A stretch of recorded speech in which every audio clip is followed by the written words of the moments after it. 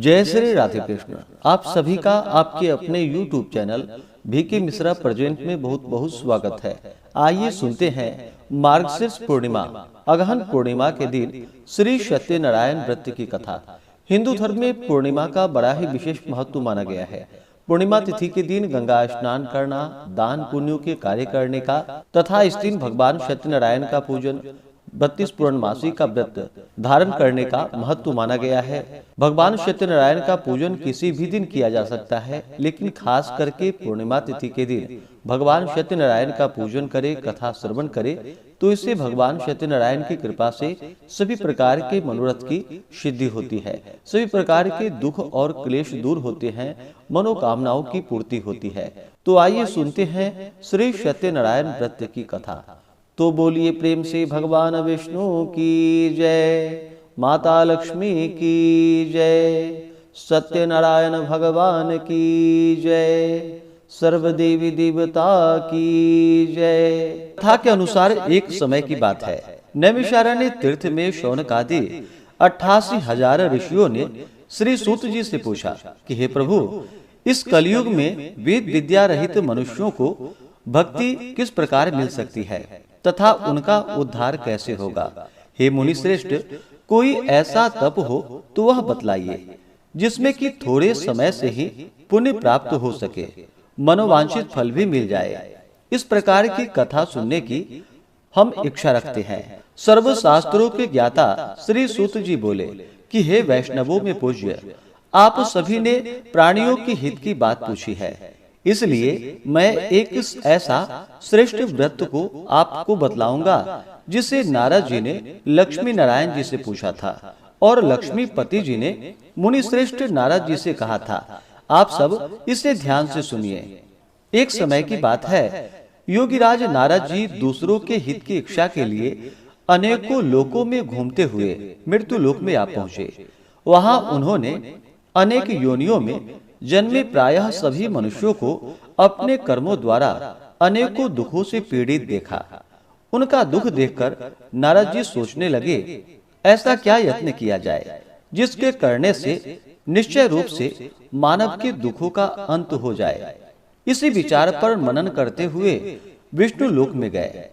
वहां वह देवों के इष्ट नारायण की स्तुति करने लगे, जिनके हाथों में शंख, चक्र, गदा और पद्म थे, गले में वरमाला पहने हुए थे। स्तुति करते हुए नारद जी बोले कि हे भगवान, आप अत्यंत शक्ति से संपन्न हैं, मन तथा वाणी भी आपको नहीं पा सकती। आपका आदि, मध्य तथा अंत नहीं है। निर्गुण स्वरूप सृष्टि के कारण भक्तों के दुख को दूर करने वाले हैं। आपको मेरा नमस्कार है। नारद जी की स्तुति सुनकर भगवान विष्णु बोले कि हे मुनि श्रेष्ठ, आपके मन में क्या बात है, आप किस कारण के लिए यहाँ पर पधारे हैं, उसे निसंकोच होकर हमसे कहिए। इस पर नारद मुनि बोले कि मृत्यु लोक में अनेक योनियों में जन्मे मनुष्य अपने कर्मों द्वारा अनेकों दुखों से दुखी हो रहे हैं। हे नाथ, आप मुझ पर दया रखते हैं तो यह बतलाइए कि वो मनुष्य थोड़े प्रयास से ही अपने दुखों से कैसे छुटकारा पा सकते हैं। भगवान श्री हरि बोले कि हे नारद, मनुष्यों की भलाई के लिए तुमने बहुत ही अच्छी बात पूछी है, जिसके करने से मनुष्य मोह से छूट जाता है। वह बात मैं तुमसे कहता हूँ, उसे सुनो। स्वर्ग लोक व मृत्यु लोक दोनों में एक दुर्लभ उत्तम व्रत है जो पुण्य को देने वाला है।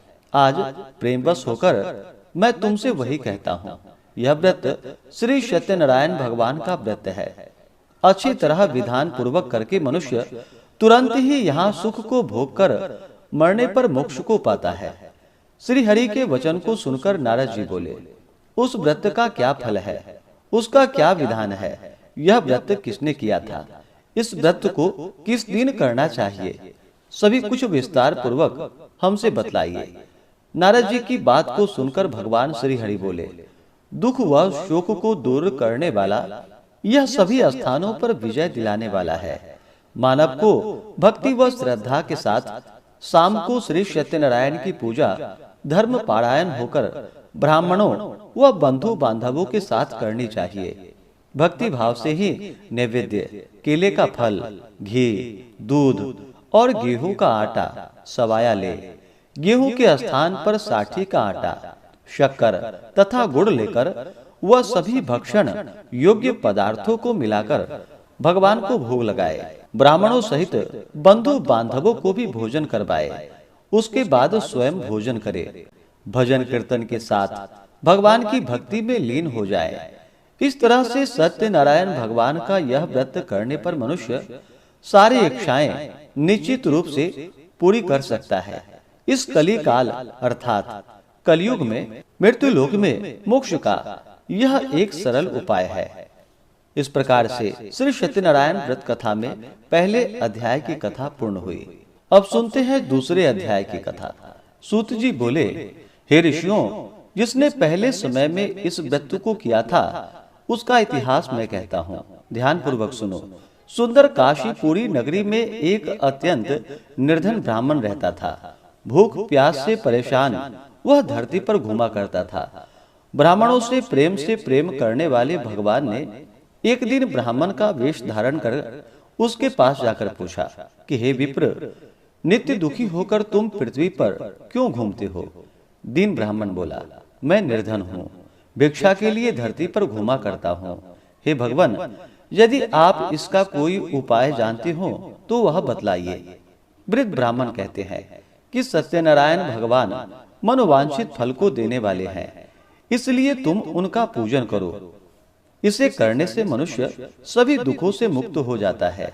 वृद्ध ब्राह्मण बनकर आए सत्यनारायण भगवान उस निर्धन ब्राह्मण को व्रत का सारा विधान बतलाकर अंतर ध्यान हो गए। ब्राह्मण मन ही मन सोचने लगा कि जिस व्रत को वृद्ध ब्राह्मण करने को कह गए हैं मैं उसे जरूर करूंगा। यह निश्चय करने के बाद उसे रात में नींद भी नहीं आई। वह सवेरे उठकर सत्यनारायण भगवान के व्रत का निश्चय कर भिक्षा मांगने के लिए चला गया। उस दिन निर्धन ब्राह्मण को भिक्षा में बहुत सारा धन मिला, जिससे उसने बंधु बांधवों के साथ मिलकर श्री सत्यनारायण भगवान का व्रत संपन्न किया। भगवान सत्यनारायण का व्रत संपन्न करने के बाद वह निर्धन ब्राह्मण सभी दुखों से छूट गया और अनेक प्रकार की संपत्तियों से युक्त हो गया। उसी समय से यह ब्राह्मण हर माह इस व्रत को करने लगा। इस तरह से सत्यनारायण भगवान के व्रत को जो मनुष्य करेगा वह सभी प्रकार के पापों से छूटकर मोक्ष को प्राप्त हो जाएगा। सूत जी बोले कि इस तरह से नारद जी से नारायण जी का कहा हुआ श्री सत्यनारायण व्रत को मैंने तुमसे कहा है। हे विप्रो, अब मैं क्या कहूँ? ऋषि बोले कि हे मुनिवर, संसार में उस विप्र से सुनकर और किस किस ने इस व्रत को किया, हम सब इस बात को सुनना चाहते हैं।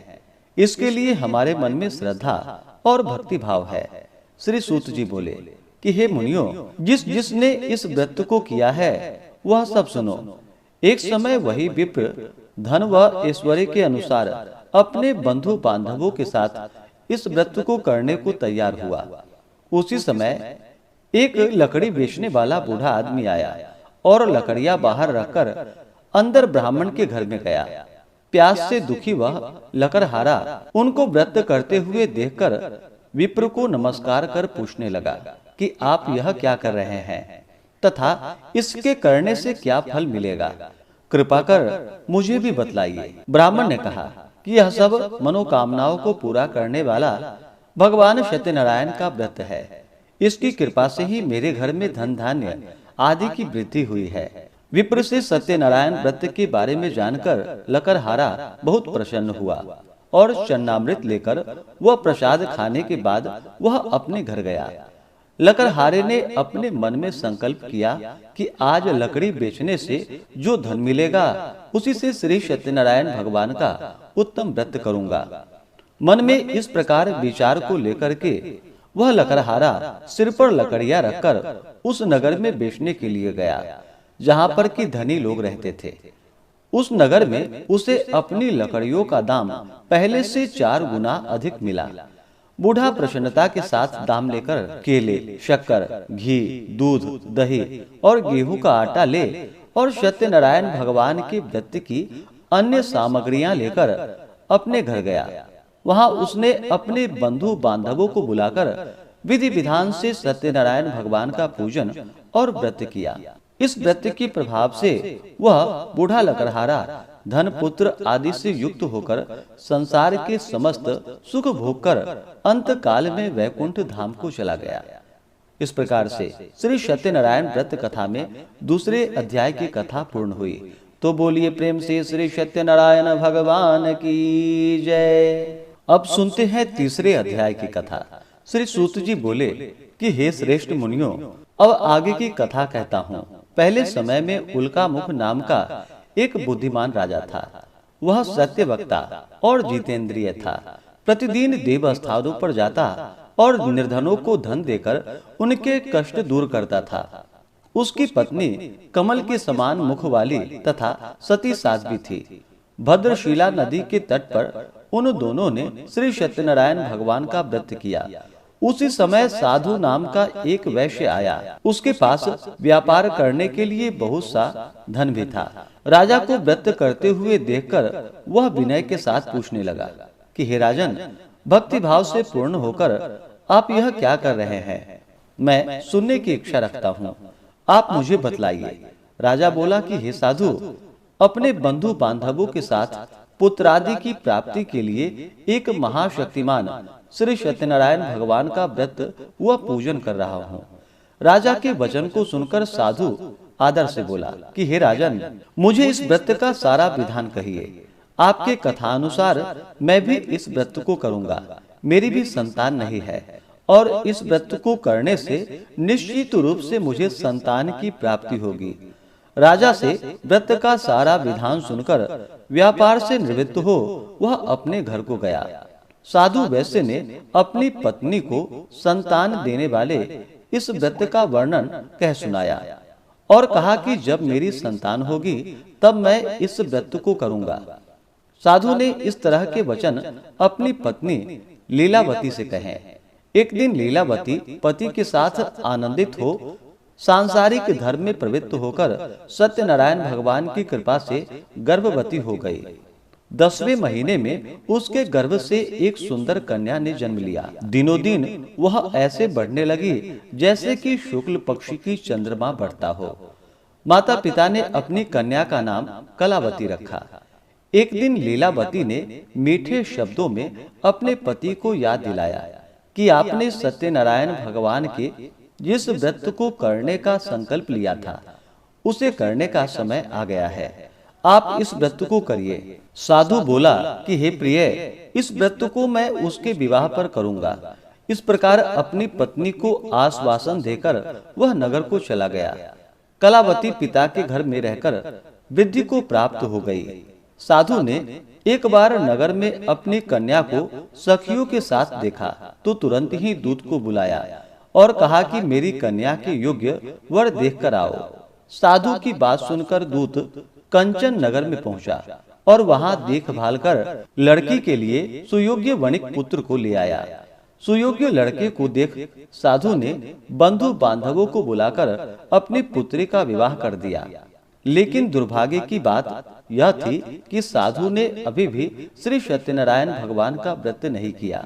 इस पर श्री सत्यनारायण भगवान क्रोधित हो गए और श्राप दे दिया कि साधु को अत्यधिक दुख मिले। अपने कार्य में कुशल साधु बनिया जमाई को लेकर समुद्र के पास स्थित होकर रत्नासारपुर नगर को गया। वहां जाकर दामाद ससुर दोनों मिलकर चंद्रकेतु राजा के नगर में व्यापार करने लगे। एक दिन सत्यनारायण भगवान की माया से एक चोर राजा का धन चुराकर भाग रहा था। उसने राजा के सिपाहियों को अपना पीछा करते हुए देख चुराया हुआ धन वहां रख दिया जहां पर कि साधु अपने जमाई के साथ ठहरा हुआ था। राजा के सिपाहियों ने साधु वैश्य के पास राजा का धन पड़ा देखा तो वह ससुर जमाई दोनों को बांधकर प्रसन्नता से राजा के पास ले गया और कहा कि उन दोनों चोरों को हम पकड़कर लाए हैं, आप आगे की कार्रवाई की आज्ञा दें। राजा की आज्ञा से उन दोनों को कठिन कारावास में डाल दिया गया और उसका सारा धन भी उससे छीन लिया गया। श्री सत्यनारायण भगवान के श्राप से साधु की पत्नी भी बहुत दुखी हुई। घर में जो धन रखा था उसे चोर चुरा कर ले गए। शारीरिक तथा मानसिक पीड़ा व भूख से प्यास से अति दुखित हो अन्न की चिंता में कलावती एक ब्राह्मण के घर गई। वहां उसने श्री सत्यनारायण भगवान का व्रत होता देखा, फिर कथा भी सुनी। वह प्रसाद ग्रहण कर रात को घर वापस आई। माता ने कलावती से पूछा कि हे पुत्री, अब तुम कहाँ थी, तेरे मन में क्या है? कलावती ने अपनी माता से कहा कि हे माता, मैंने एक ब्राह्मण के घर में श्री सत्यनारायण भगवान का व्रत देखा है। कन्या के वचन को सुनकर लीलावती भगवान के पूजन के लिए तैयारी करने लगी। लीलावती ने परिवार व अन्य बंधु बांधवों सहित सत्यनारायण भगवान का पूजन किया और उसने वर मांगा कि मेरे पति तथा जमाई शीघ्र घर को आ जाए। साथ ही यह भी प्रार्थना की कि हम सबका अपराध क्षमा करे। श्री सत्यनारायण भगवान इस व्रत से संतुष्ट हो गए और राजा चंद्रकेतु को सपने में दर्शन देकर कहा कि हे राजन, तुम उन दोनों वैश्यों को छोड़ दो और तुमने उनका जो भी धन लिया है उसे वापस कर दो। अगर ऐसा नहीं किया तो मैं तुम्हारा धन राज्य नष्ट कर दूंगा। राजा को यह सब कहकर वह अंतर ध्यान हो गए। प्रातः काल सभा में राजा ने अपना सपना सुनाया, फिर बोला कि वणिक पुत्रों को कैद से मुक्त कर सभा में ले आओ। दोनों ने आते ही राजा को प्रणाम किया। राजा मीठी वाणी में बोला कि हे महानुभावों, भाग्यवश ऐसा कठिन दुख तुम्हें प्राप्त हुआ है, लेकिन अब तुम्हें कोई भय नहीं है। ऐसा कहकर राजा ने उन दोनों को नए वस्त्राभूषण भी पहनाए और जितना उसका धन लिया था उससे 2 गुना धन वापस कर दिया। दोनों वैश्य अपने घर को चले आए। इस प्रकार से श्री सत्यनारायण व्रत कथा में तीसरे अध्याय की कथा पूर्ण हुई। तो बोलिए प्रेम से श्री सत्यनारायण स्वामी की जय। अब सुनते हैं चौथे अध्याय की कथा। श्री सूत जी बोले, वैश्य ने मंगलाचार कर अपनी यात्रा आरंभ की और अपने नगर की ओर चल दिया। उनके थोड़ी दूर जाने पर एक दंडी वेशधारी सत्यनारायण ने उनसे पूछा कि हे साधु, तेरी नाव में क्या है? अभिमानी वणिक हंसता हुआ बोला कि हे दंडी, आप क्यों पूछते हो? क्या धन लेने की इच्छा है? मेरी नाव में तो बेल व पत्ते भरे हुए हैं। वैश्य के कठोर वचन को सुनकर भगवान बोले, तुम्हारा वचन सत्य हो। दंडी ऐसे वचन को कहकर वहां से दूर चले गए। कुछ दूर जाकर समुद्र के किनारे बैठ गए। दंडी के जाने के बाद साधु वैश्य ने नित्य क्रिया के पश्चात नाव को ऊंचा उठा हुआ देखकर अचंभा किया और नाव में बेल व पत्ते आदि को देखकर वह मूर्छित होकर जमीन पर गिर पड़ा। मूर्छा खुलने पर वह अत्यंत शोक में डूब गया। तब उसका दामाद बोला कि आप शोक न मनाए, यह दंडी का श्राप है, इसलिए हमें उनकी शरण में जाना चाहिए, तभी हमारी मनोकामना पूरी होगी। दामाद की बात को सुनकर वह दंडी के पास पहुंचा और अत्यंत भक्ति भाव से नमस्कार करके बोला, मैंने आपसे जो जो असत्य वचन कहे थे उसके लिए मुझे क्षमा कर दे। ऐसा कहकर महान शोकातुर होकर वह रोने लगा। तब दंडी भगवान बोले कि हे वणिक पुत्र, मेरी आज्ञा से बार बार तुम्हें दुख प्राप्त हुआ है, तू मेरी पूजा से विमुख हुआ है। साधु बोला कि हे भगवान, आपकी माया से ब्रह्मा आदि देवता भी आपके रूप को नहीं जान सकते, तब मैं अज्ञानी कैसे जान सकता हूँ? आप प्रसन्न होइए। अब मैं सामर्थ्य के अनुसार आपकी पूजा करूंगा, मेरी रक्षा कीजिए और पहले के समान नौका में धन भर दीजिए। साधु वैश्य के भक्ति पूर्वक वचन को सुनकर भगवान प्रसन्न हो गए और उसकी इच्छानुसार वरदान देकर अंतर ध्यान हो गए।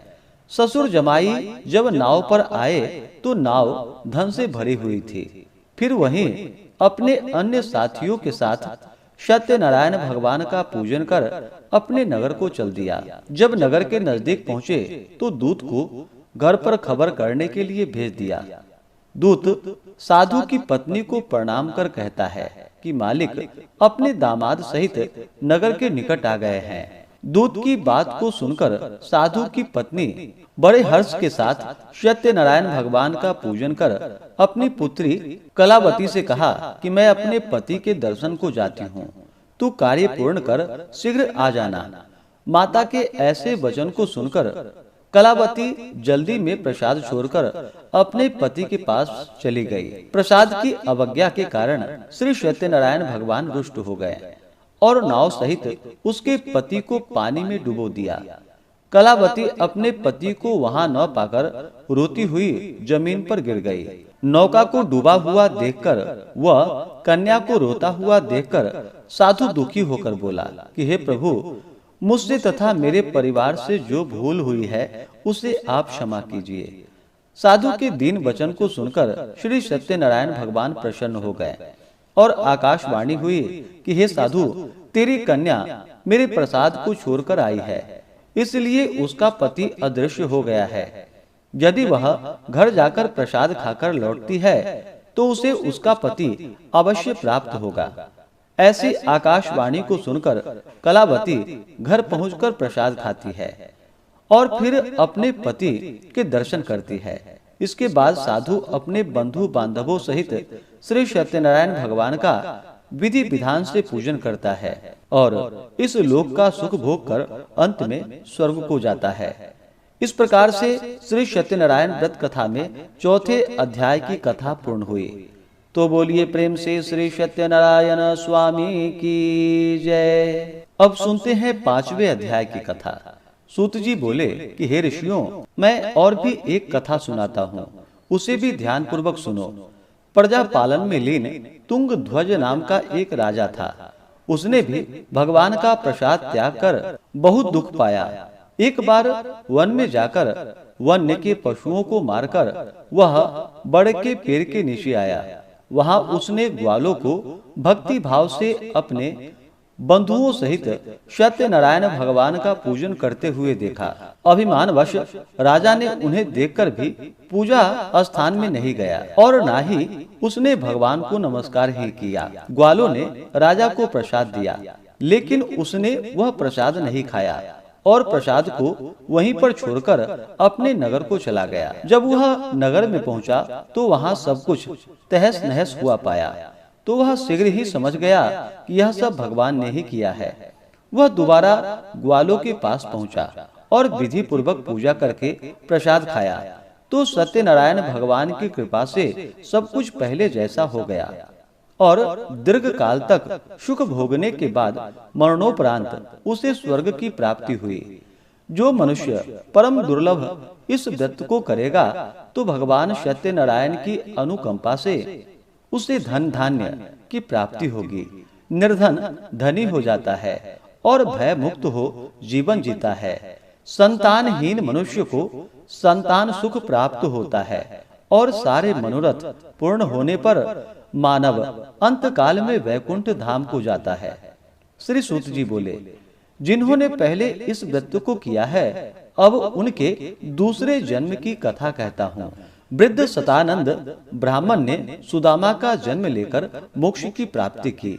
लकड़हारे ने अगले जन्म में निषाद बनकर मोक्ष को प्राप्त किया। उल्का मुख नाम का राजा दशरथ होकर वैकुंठ को गए।